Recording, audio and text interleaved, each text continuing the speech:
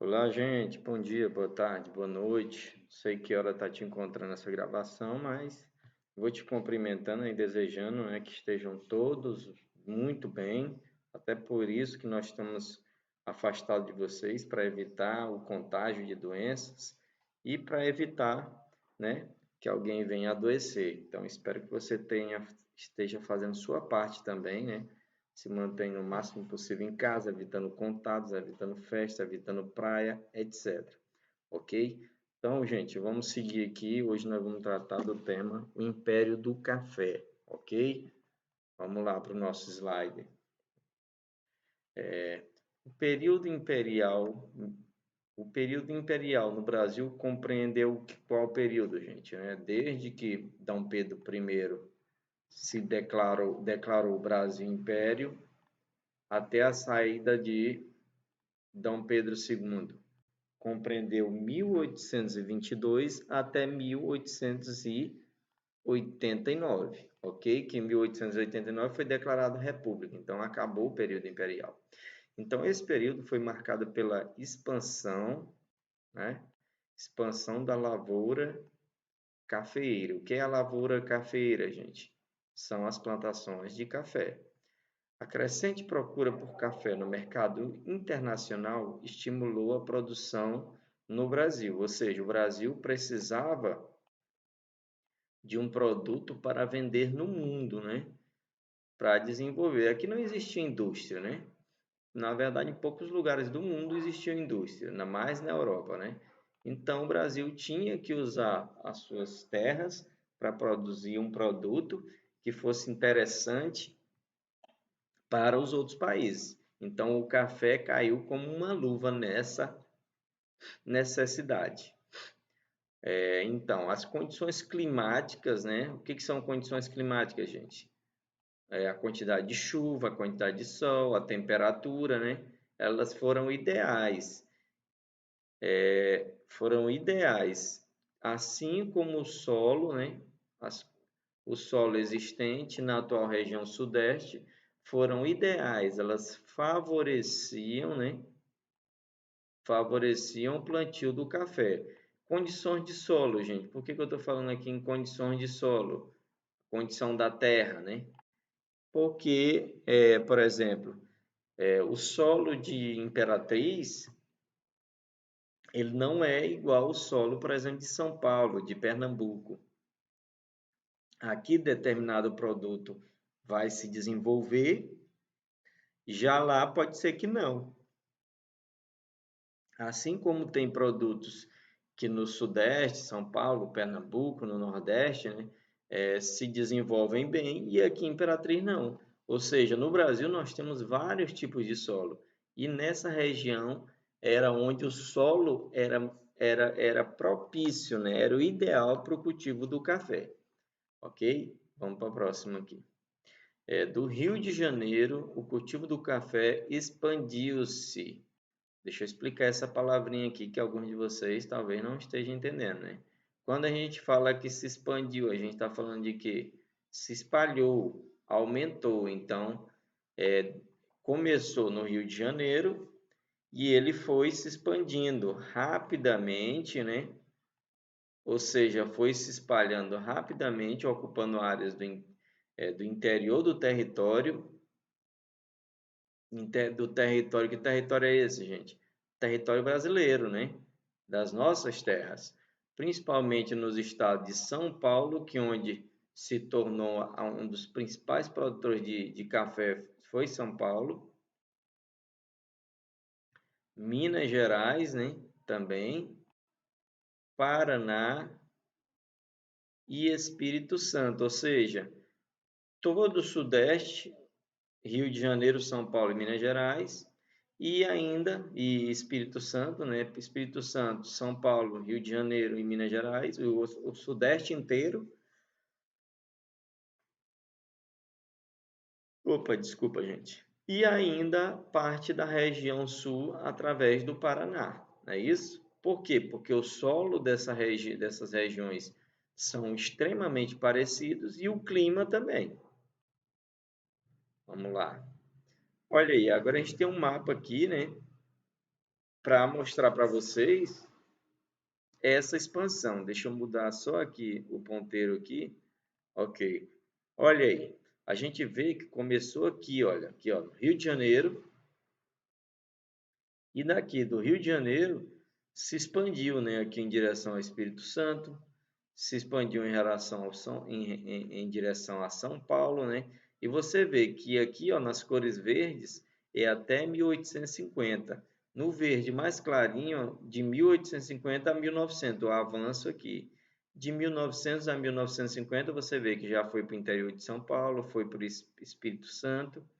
E depois de 1950, você tem aqui uma região do interior do Paraná e já até no Mato Grosso do Sul, não é isso?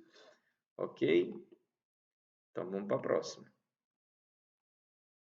Deixa eu só trocar o ponteiro aqui de novo para o marca-texto. Até por volta de 1850, né?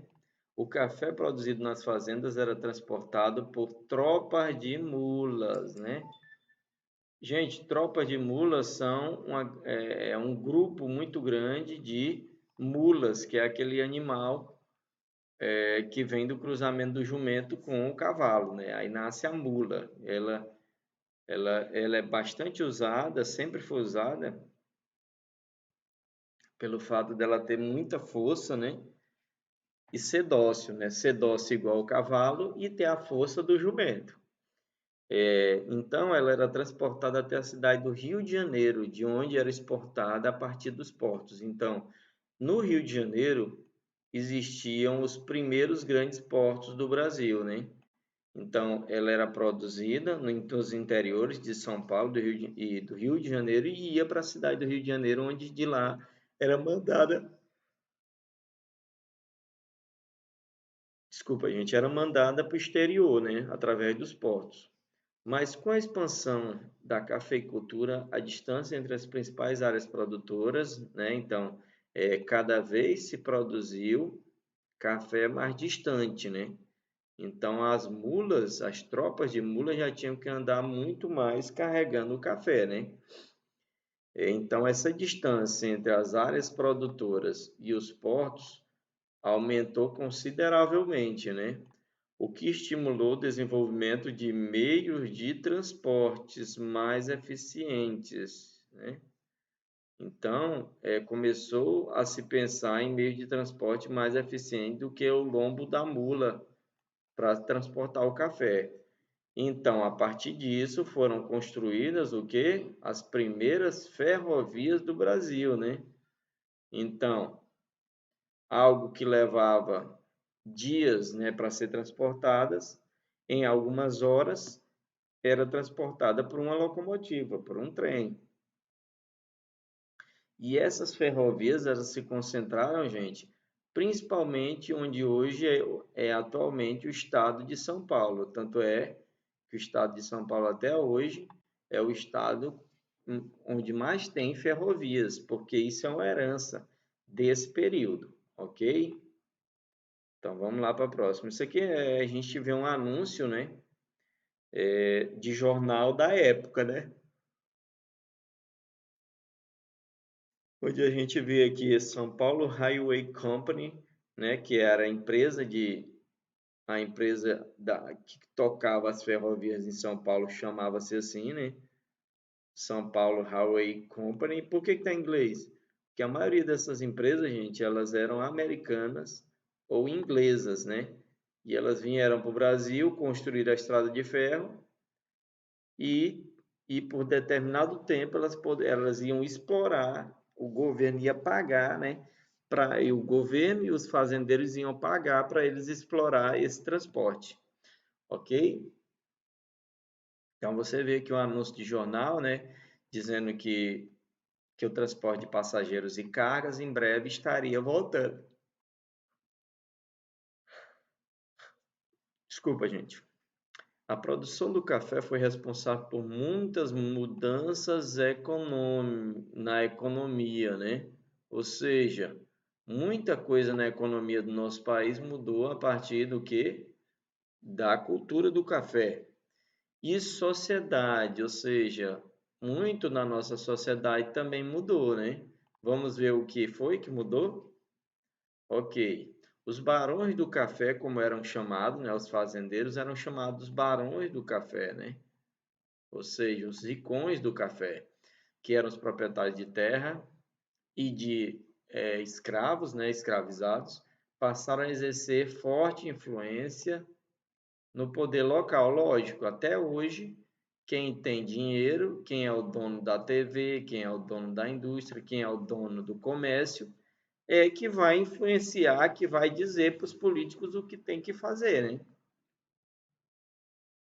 E regional, ou seja, a região onde eles moravam, eles davam as cartas, quem mandava era eles, o resto obedecia, né? Em geral, eles eram aliados do governo imperial, né? Nesse momento, nesse primeiro momento, ainda era o governo imperial. Então, a maioria dos barões do café, eles apoiavam e eram apoiados pelo imperador, né? E todos eram defensores do quê? Do escravismo. Por que eles eram defensores do escravismo, gente? Porque eram pessoas trabalhando de graça, né? Eles só tinham a despesa de pagar o valor que o traficante de escravo cobrava para trazer esse indivíduo da África, né? E o resto da vida o cara ia trabalhar de graça. Então, para eles era muito interessante que a escravidão continuasse.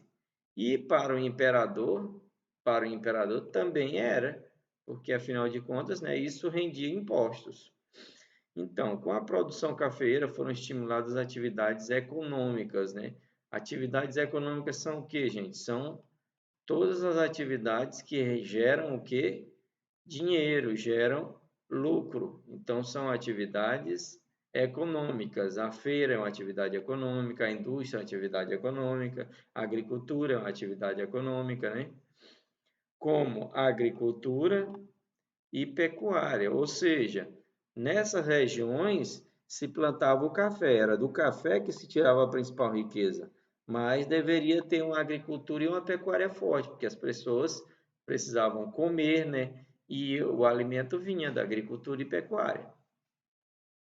Em diversas áreas do país, nas atuais regiões do Sul e Centro-Oeste, para abastecer a crescente o que? Mercado consumidor da região, né? Ou seja, praticamente tudo que se produzia ia para essa região sudeste, né? Por quê? Porque as pessoas estavam ganhando dinheiro e precisavam consumir. E na região sudeste, normalmente, as terras eram ocupadas com café. Então, as cidades mais próximas, as regiões mais próximas, como sul e sudeste, eles cultivavam alimentos e criavam gado para alimentar essas pessoas que viviam nas cidades e nas grandes fazendas de café. Vamos seguindo aqui. Nesse período, as regiões norte e nordeste, né, nordeste e norte, mais distantes dos centros econômicos, não sofreram grandes transformações aqui, ó, não sofreram grandes transformações, ok? Continuando a exercer atividades agrárias tradicionais. Que são atividades agrárias tradicionais? São atividades que desde o começo, desde que foi pessoas morar lá, essas atividades existiam. E quais eram? O látex, né, principalmente na região amazônica, a pecuária, a cana-de-açúcar e o cacau. Enquanto isso, Rio de Janeiro e São Paulo se tornaram as principais cidades do Brasil e são até hoje, né? Então, muito do destaque que hoje temos em São Paulo e Rio de Janeiro se deve a esse período, né? Onde toda a infraestrutura foi construída, onde muita gente saiu de regiões como Norte, Nordeste, Sul e Centro-Oeste em direção ao Sudeste brasileiro, em busca de emprego e uma vida melhor perto dessa riqueza, né, que existia, onde as primeiras indústrias surgiram e atraíram pessoas de todas as regiões, é o que eu terminei de falar. Então, gente, outro ponto aqui que eu vou voltar é que a região norte e nordeste, que não sofreram transformações. Por quê, gente? Até porque estavam bem distantes, né? Então, dificilmente alguém ia criar gado no norte ou no nordeste para vender no sudeste, que é onde estava a riqueza do país. Então, eles normalmente estavam produzindo para o seu próprio consumo. Não tinha como fazer um comércio, né? Como hoje em dia é possível um comércio do norte, por exemplo, onde aqui no Pará, no Maranhão, a gente produz açaí e mandamos para essa região. Mas por quê? Porque hoje os transportes são bem mais ágeis, né? Naquela época não. Naquela época o transporte mais ágil era o trem, e o trem, por exemplo, não passava aqui no norte e no nordeste, ok? Vamos seguindo aqui. Ah, tá. E aqui nós vemos, né, o mapa do Brasil na região. Aí nós temos aqui, ó, a região nordeste, né? Aqui, ó, a região nordeste e a região norte, né? Que na verdade era praticamente uma só, né? Ó, você vê que o mapa aqui, ó, essa parte aqui é porque o Brasil ainda não tinha o Acre, né? Nesse período aqui, não tinha o Acre. Então você vê, onde é que a coisa estava acontecendo? A fervura era aqui, ó, nessa regiãozinha aqui, ó, entre São Paulo, né? Rio de Janeiro, Minas Gerais e quem sabe um pouquinho de Espírito Santo e Paraná, né? Olha, você vê que aqui até a Cisplatina aqui, né, ainda era anexado. Isso aqui foi bem no comecinho, no primeiro império, ainda Dom Pedro. Porque o Dom Pedro, essa região chamada Cisplatina, ela foi perdida. O Brasil perdeu essa região aí, mas fazia parte, né? Então, desculpa, gente, quem vivia nessas regiões aqui, dificilmente ia fazer comércio, né, com essa outra aqui. Por quê? Por causa das distâncias, né? Ficava inviável você mandar, por exemplo, gado para o sudeste, porque as distâncias eram imensas, não existiam estradas, né? Se fosse de navio aqui pelo litoral também, o tempo era muito grande, então não compensava. Então, essa região aqui do sul, né, do sul, era que abastecia essa região aqui, ok? Então, vamos lá para os próximos, né? Do café às indústrias, né? O enriquecimento proporcionado pela exportação do café permitiu que muitos cafeicultores deixassem suas fazendas aos cuidados de um administrador, né? Ou seja, o cidadão deixava sua fazenda na mão de um funcionário, né? Funcionário de confiança, lógico, né? E se mudava, né? Mudassem para as cidades. Então, existia muito cafeicultor que tinha sua fazenda de café, tinha os escravos lá trabalhando, mas ele mudava para a cidade, ficava lá na cidade só fazendo negócio, vendendo seu café, né? E lá na fazenda, a produção, de vez em quando ele ia fiscalizar, ok? E principalmente essas pessoas iam para onde? Para São Paulo, que era a principal cidade, a principal metrópole do Brasil, né? É até hoje, né?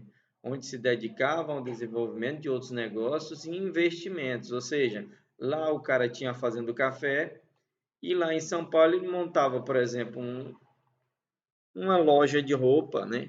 Ele montava uma mercearia, né? Um comércio, né? Não existia supermercado na época, ele montava uma grande mercearia, né? E lá ele tanto abastecia sua fazenda, como obtinha lucros, né, vendendo na cidade. Mas a fazenda estava lá, continuava produzindo, porque ele tinha muito dinheiro, então ele ia investir em outros negócios, né? Então, ele também, muitos deles também começaram a investir em bancos, né? Muito fazendeiro do café se tornou banqueiro, né? Se tornou banqueiro. Um grande exemplo que nós temos no Brasil é o Banco Safra, né? Que ele existe desde esse período e ele foi fundado por cafeicultores, né? Fundavam também empresas de exportação e importação, ou seja, a exportação, ele cuidava da exportação, por exemplo, do seu produto, né, do café. E na importação ele trazia produtos industrializados da Europa para o Brasil e vendia e tinha seu lucro. E finalmente, né, eles também, a Europa e os Estados Unidos já estavam, né, já tinham passado pela Revolução Industrial, já estavam amplamente desenvolvidas, e o Brasil, nesse momento, alguns começaram a investir em indústrias, instalar indústrias no país, ok? Ok, gente, nós já estamos aí com 20 minutos, não é isso? Beleza, segura aí que estamos tocando, né? Então, vamos lá para esse texto aqui, né? O luxo da São Paulo Antiga, né? É um texto que tem no seu livro, eu extraí do livro. Vamos ver o que ele diz aqui. Nem faz tanto tempo assim. Na virada do século XIX para o XX, ser rico em São Paulo significava viver em um casarão. Desculpa, gente. Um palacete com dezenas de empregados, pratarias e roupas importadas da Europa. E novidades tecnológicas como a máquina de escrever, era a aristocracia cafeeira, né? A elite paulistana. Em 1900, São Paulo já era a metrópole do café e tinha seu centro um nó de ferrovias, né? Fazendeiros continuavam a chegar com seus filhos, agora empresários, médicos e engenheiros. Então, o cara era fazendeiro, mas o filho dele ia ser dono de fazenda, mas ia buscar o quê? Estudar para se tornar empresário, médico e engenheiro. Então, todos os grandes médicos, todos os médicos, engenheiros e empresários daquele momento no Brasil eram filhos de cafeicultores ou de grandes comerciantes. Vamos lá. O campo permanecia como centro econômico do Brasil, ou seja, até hoje, né? A gente sabe que nós estamos no meio de uma pandemia e o comércio no Brasil sentiu um baque muito grande, a indústria, mas no campo nós estamos aí mais uma safra recorde, né? A economia do Brasil não foi pior nesse período agora que nós vivemos, porque na pandemia, no campo não houve um isolamento social, até pelas grandes distâncias e pela quantidade de trabalhadores. O campo continuou produzindo, né? Então, até hoje, o Brasil depende muito do campo para manter positiva a balança comercial. E a cidade passava a concentrar o poder político e decisório, né? O que é o poder político e decisório? São o judiciário, legislativo e executivo, né? São os políticos, né, que mandam nos estados, nas cidades, né? São os legisladores, como vereadores, deputados, senadores, né? A indústria no Brasil começou a se desenvolver paralelamente à cafeicultura. O que ele quer dizer paralelamente? Paralelamente é isso aqui, ó. Nós temos uma linha aqui e temos outra linha aqui. Elas existem de forma paralela, né? Ou seja, uma não interfere na existência da outra. As duas estão avançando aqui, ó. Avançou uma, avançou outra. Elas avançam de forma paralela. Então, da mesma forma, a indústria e a cafeicultura, elas foram crescendo junto, né? Obviamente, a indústria dependeu, ela foi estabelecida a partir dos recursos vindos do café, não é isso? Agora, entre os fatores que contribuíram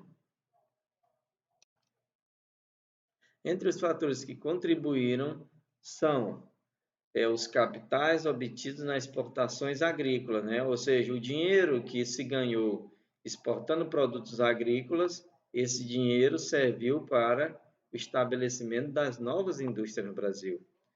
E o principal produto era o quê? O café. Era o principal produto de exportação. Então, o café deu origem às primeiras indústrias no Brasil. Existência de matéria-prima para a indústria, né? Matérias-primas para a indústria, como algodão, para as indústrias de tecido. Então, no Brasil, foi positivo o estabelecimento de indústria, por exemplo, a indústria têxtil, né? Ou seja, de tecidos, porque no Brasil já existiam grandes plantações de algodão.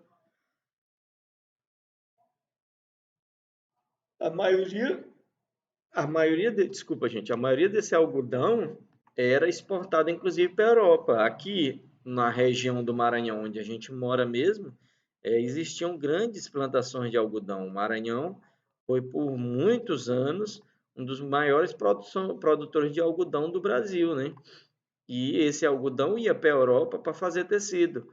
Mas no momento em que a indústria de tecido foi criada no Brasil, esse algodão ficava no Brasil, né, para fazer tecidos. Existência de mão de obra nas cidades. Então, mão de obra, gente, é o que? São pessoas. Pode ir, papai. Vai lá na mamãe.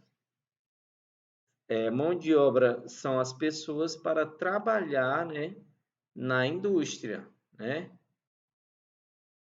São as pessoas para trabalhar na indústria, né? A força de trabalho são a mão de obra. Então, nas cidades existiam muita gente, né, já dispostas para trabalhar, porque trabalhavam em portos, porque trabalhavam na exportação do café, e essas pessoas poderiam ser aproveitadas para trabalhar nas indústrias, né?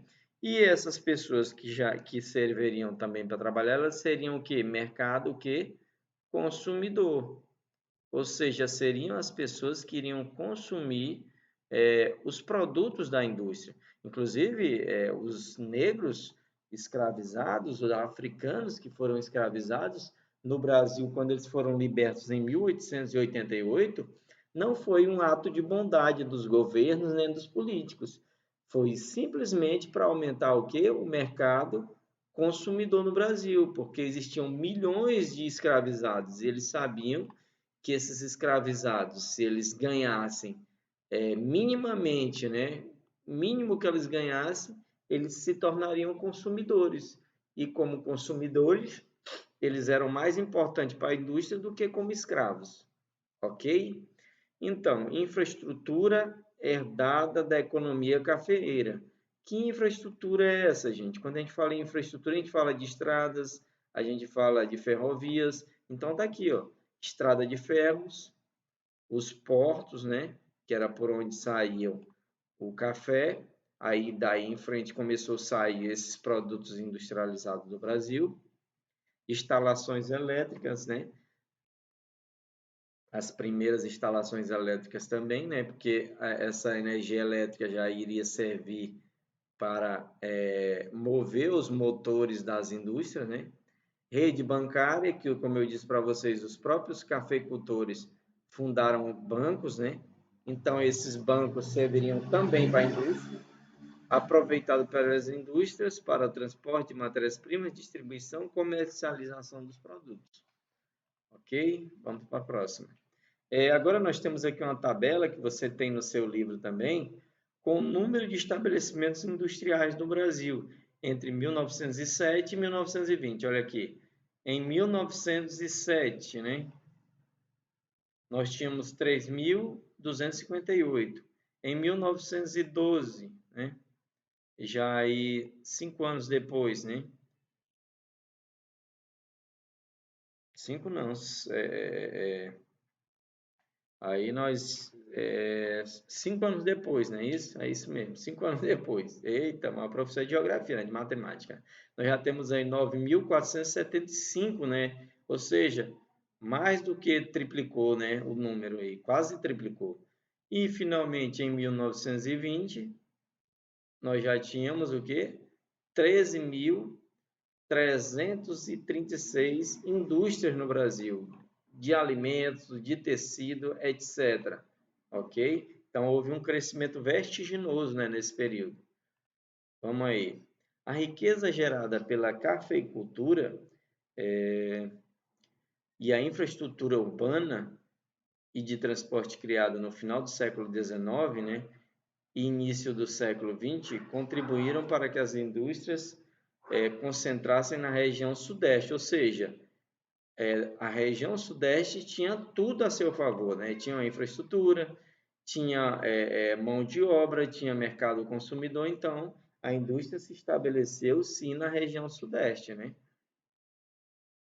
Atraindo pessoas do campo para a cidade no movimento conhecido como êxodo rural. Então, o primeiro foco do êxodo rural no Brasil foi o Sudeste, ou seja, pessoas saindo do campo em direção às cidades, e as cidades que eram os principais alvos eram exatamente São Paulo, Rio de Janeiro, né?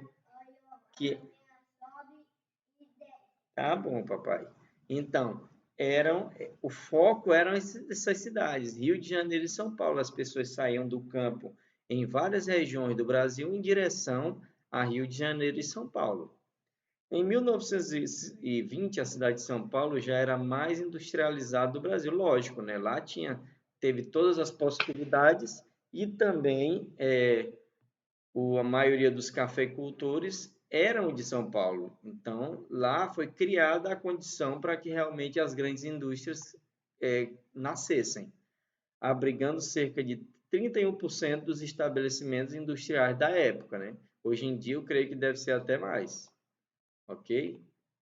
E aí você vê aí, ó, uma foto de São Paulo na década de 20, né? Você vê aí grandes indústrias, né? Você vê as chaminés aqui, ó, a chaminé aqui, ó, uma chaminé aqui, ó. Tá vendo aqui? Isso aqui é uma chaminé. Isso aqui era para, né, dispersar a fumaça que eles produziam, né, em sua indústria.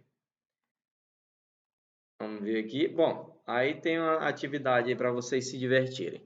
Gente, tá aí meia hora de aula. Eu queria agradecer a audiência, a participação e dizer que nós vamos estar sempre aqui com vocês, né? Nas próximas aulas, tirando dúvidas e fazendo correção das atividades que nós passamos aqui, ok? Tem também um videozinho aí, que fora esse vídeo para você assistir, também botei um link aí da internet para reforçar os conhecimentos, ok, gente?